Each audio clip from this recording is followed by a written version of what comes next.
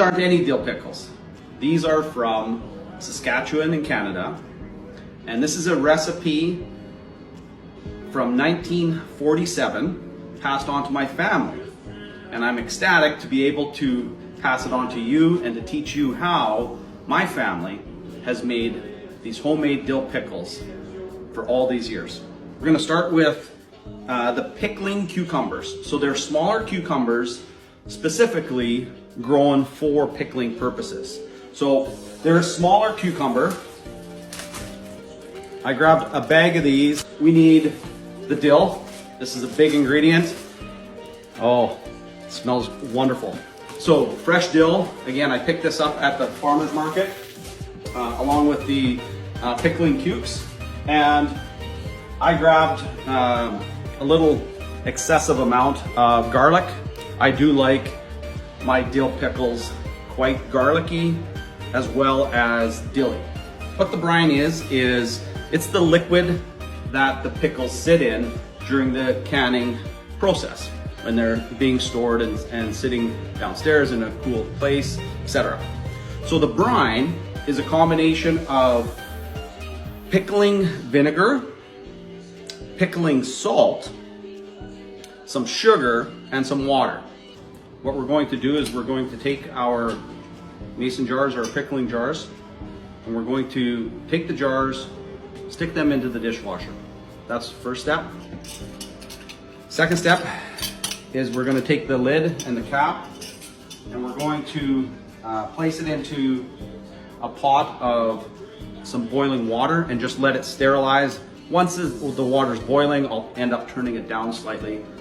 So now, at this point, the pickles, or actually the cukes, are cut and sorted into some large and some small, so that when I get to putting them together, it all makes sense.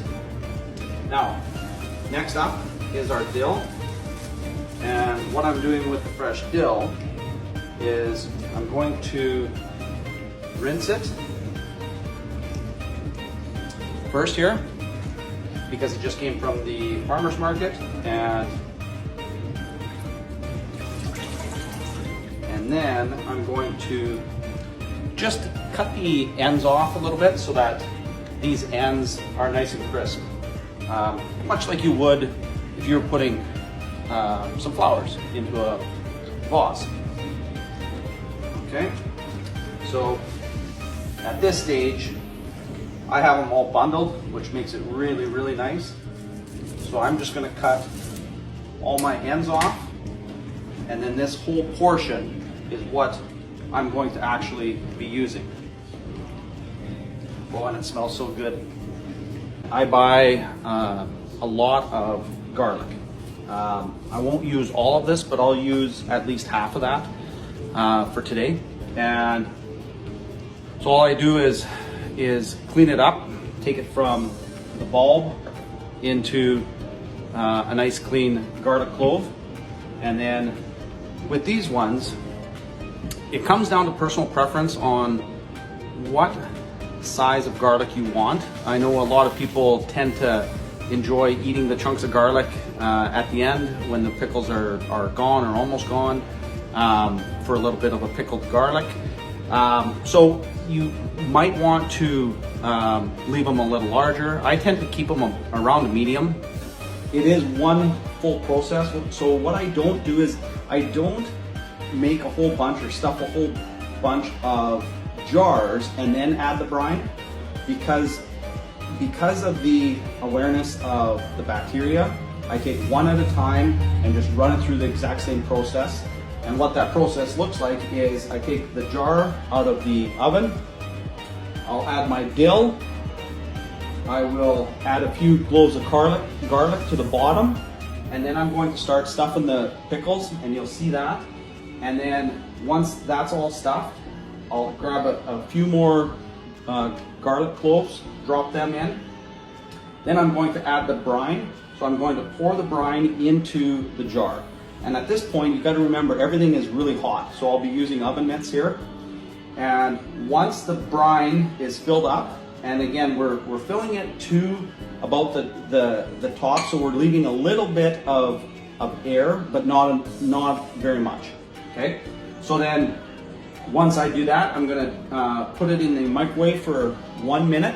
And again, as a last step prior to sealing everything, is making sure that all the bacteria is killed.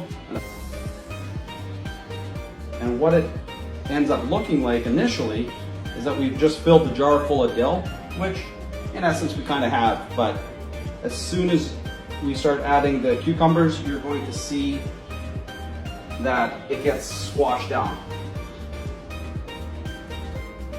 All right. So adding the cukes, if you can hold the jar at a bit of an angle, then it'll hold the cucumbers in place, and you'll see why, because I'm going to rotate this jar as we stuff. They're all getting jammed in there, you'll see, and they're forming a really nice, they're all holding in place against each other. And then what I'm doing here now is, now that I have the large ones in, I'm taking some of the smaller cukes to fill in some of these gaps so that we can stuff a nice fat jar of dill pickles. Now, for good measure, because I like garlic, adding a few more. So now we're ready for the brine. And again, as I mentioned, all of this is one process. So you do one jar from start to finish to ensure that you can keep the potential bacteria at a bare minimum.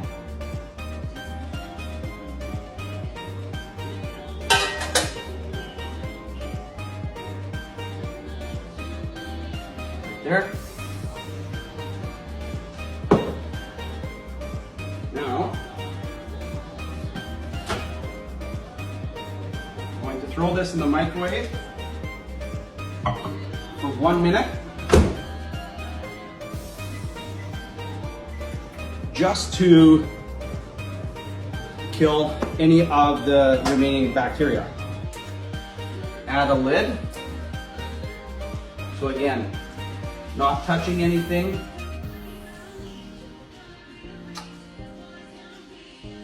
There we go.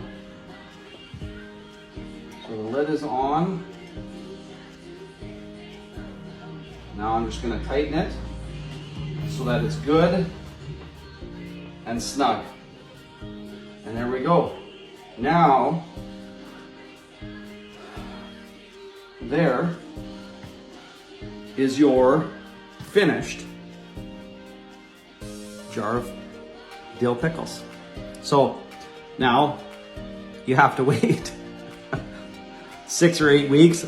I recommend 8, but you can cheat and open a jar at 6 weeks. I recommend just letting them sit overnight, not moving them, not disturbing them, just let them be. And then tomorrow, take them downstairs or in a cold room or somewhere where they can stay and rest for the next 6 to 8 weeks. As you can see, oh, there's some popping there. You'll hear as the seal, as the contents cool, the lids will start to pop. You'll hear that. Lots of friends and family like the pickles.